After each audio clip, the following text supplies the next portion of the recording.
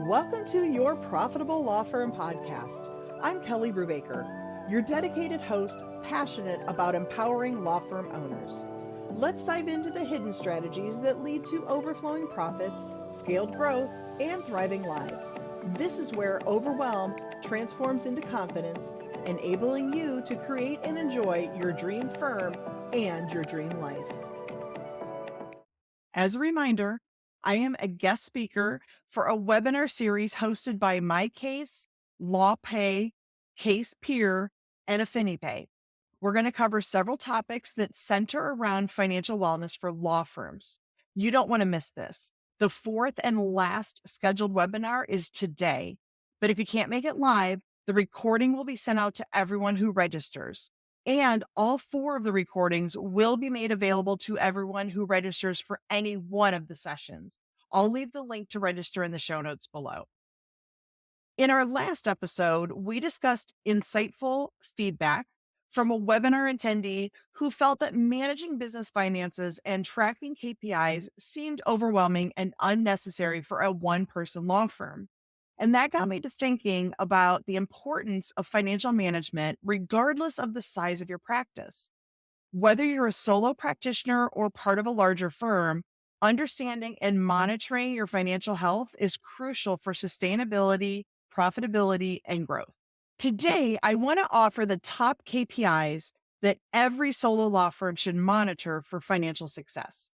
I'll explain how to use each one, what a good result looks like, and offer ways to improve each metric. By the end of this episode, you'll have a clear roadmap to start implementing these KPIs in your practice. But before we dive into the specifics, it's important to note that you don't need to track all 10 of the KPIs I'm going to discuss today.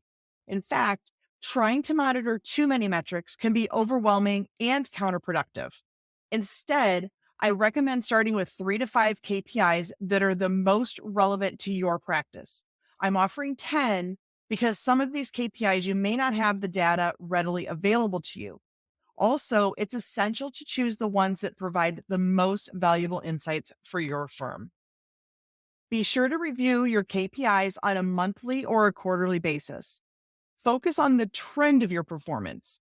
While I'm going to include target numbers for some KPIs, remember what I mentioned in the last episode. Your goal is to do better than you did last time you looked at your KPIs. And I'll leave a link in the show notes to the blog post for this episode. The blog post will include a table of the KPIs I'm going to discuss today. So let's get started. First, we're going to start with revenue per client. This KPI measures the average revenue generated from each client. To calculate it, divide your total revenue by the number of clients. A good result here depends on your specific goals, but generally, higher revenue per client indicates better financial health. To improve this metric, consider offering additional services to your current clients or increasing your rates if justified by the value you provide. The second one is profit margin. This KPI shows the percentage of revenue that exceeds your expenses. Calculate it by subtracting your total expenses from your total revenue, then dividing by total revenue and multiplying by 100. A healthy profit margin varies by industry, but aiming for at least 20% is a good start. To improve your profit margin, focus on reducing unnecessary expenses and increasing your revenue streams. The third KPI, average case value. This measures the average revenue generated per case. Calculate it by dividing your total revenue by the number of cases. A higher average case value indicates more profitable cases. To improve this metric, target higher value cases or increase your fees for complex cases. The fourth KPI is client acquisition cost, which is also commonly referred to as CAC. This KPI calculates the cost associated with acquiring a new client. Divide your total marketing and sales expenses by the number of new clients. A lower CAC is better as it means you're acquiring clients more efficiently. To reduce CAC, optimize your marketing strategies and focus on referral programs. Number 5, client retention rate. This KPI tracks the percentage of clients who continue to use your services over a specific period. Calculate it by subtracting the number of new clients acquired from the number of clients at the end of the period, then dividing by the number of clients at the start of the period and multiplying by 100. A high retention rate, ideally above 80%, indicates strong client loyalty. To improve retention, focus on providing excellent service and maintaining regular communications with clients. Number 6 is client satisfaction score. The client satisfaction score measures the level of client satisfaction through surveys or feedback forms. Now, I like this one, but I realize that sometimes it's hard for a smaller firm to conduct client surveys. If you do use this KPI, you will calculate the average score from these surveys.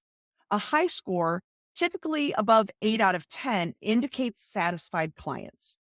To improve satisfaction, address client concerns promptly and continuously seek feedback to enhance your services. Number 7, billable hours. Now, depending on your area of practice, you may not bill clients on an hourly basis, but there is still a benefit to tracking your time spent on client work. If you do not track your time at all, but you are interested in this KPI, you can track your time for one full week each quarter and then compute this KPI. This KPI measures the total hours billed to clients. Simply track the hours you bill each client. A higher number of billable hours indicates better productivity.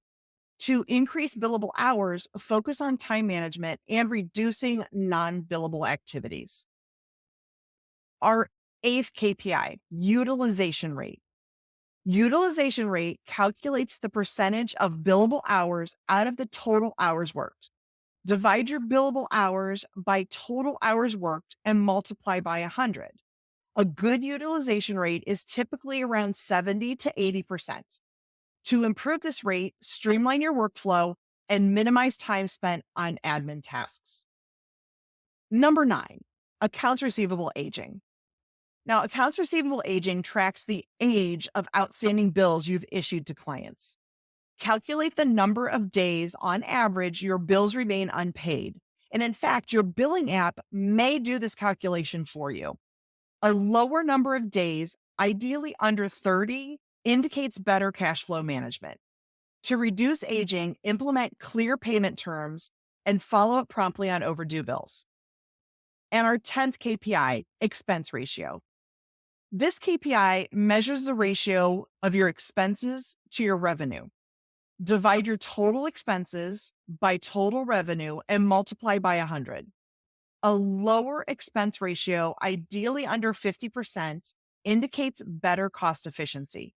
To improve this ratio, review your expenses regularly and cut unnecessary costs.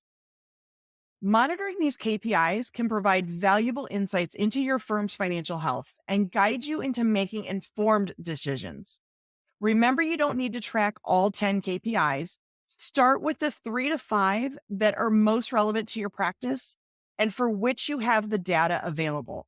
By tracking and improving these metrics, you can ensure sustainability, profitability, and growth for your solo law firm. The journey to financial success is a marathon, not a sprint. Start small, stay consistent, and I guarantee you will see the benefits over time. So I have a question for you. You started your firm with the goal of making money, right? Well, let's make sure you're on the right track. Whether you're just starting out or you've been in the game for years, there's always room for improvement. I invite you to join the Your Profitable Law Firm community. This community is designed to help you run your law firm more profitably. Now, we're not reinventing the wheel here. These strategies we talk about have been tried and tested by thousands of law firms over decades. But what sets us apart? Well, we break down these proven ideas into practical, actionable steps that you can implement right away. So here's how it works. Each month, we focus on one specific strategy. Think of it as a bite-sized approach to optimizing your business. These are the same types of strategies that high price management consultants would recommend, but without the hefty invoice. Plus, we'll help you maximize revenue from each client and uncover the not so secret to greater efficiency. Imagine your law firm where profits flow effortlessly, where you're getting the most out of your staff and technology.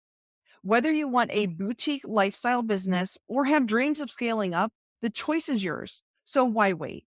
Let's turn your law firm into a profitable powerhouse.